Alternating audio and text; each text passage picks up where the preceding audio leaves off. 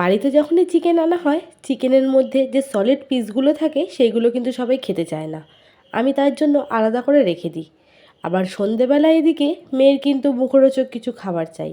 Boneless এই চিকেনগুলো দিয়ে মাঝে মধ্যেই মেয়েকে সন্ধেবেলায় আমি হরেক রকম স্ন্যাক্স বানিয়ে থাকি।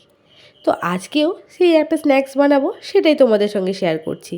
চিকেনের পিসগুলোকে ম্যারিনেট করে রেখে দিলাম। আমার ঘরে এই মুহূর্তে যেটুকু উপকরণ আছে সেটা দিয়েই আমি তৈরি করব। এবার চিকেনগুলোকে অল্প তেলের মধ্যে ঢাকা দিয়ে দিয়ে ভেজে নেব। এই সময় কিন্তু ফ্লেমটাকে একদম লোতে রাখবো। হাই ফ্লেমে দিলে ওপরটা হয়ে যাবে কিন্তু ভেতরটা কাঁচা থেকে যাবে। তো চিকেনটাকে ঢাকনা দিয়ে দিয়ে ভেজে নিয়েছি, আর এদিকে অল্প আটাও কিন্তু মেখে নিয়েছি। আটাগুলো থেকে এবার লেচি কেটে নেব। নর্মাল যে রুটি খাই তার থেকে আকারে একটু বড় লেচি কাটবো। চিকেনটা ভাজা হয়ে গেছে, এবার তুলে রাখলাম। চিকেনের মধ্যে তোমরা চাইলে বিভিন্ন রকম সসও কিন্তু ইউজ করতে পারো। আমার কাছে যা ছিল তাই দিয়েই করেছি। ওই কড়াইয়ের মধ্যেই রুটিটাকে উল্টে পাল্টে অল্প তেল দিয়ে পরোটার মতো সেঁকে নেব। এগ রোল বানাচ্ছি বন্ধুরা। আজ বানাবো এগ চিকেন রোল।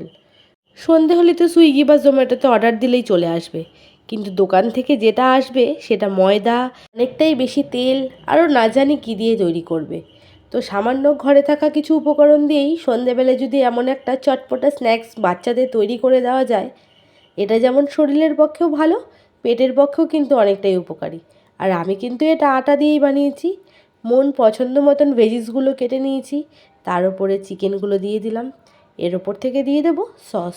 তোমরা এখানে মেয়োনিজও ইউজ করতে পারো, তবে আমি কিন্তু ব্যবহার করিনি। মাঝখান থেকে 2 পিস কেটে দিলাম খাওয়ার সুবিধার জন্য। এবার প্লেটে তুলে দেবো।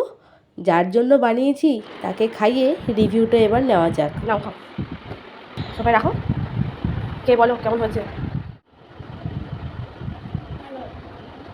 এখন তো পুরোটা খেলেই না।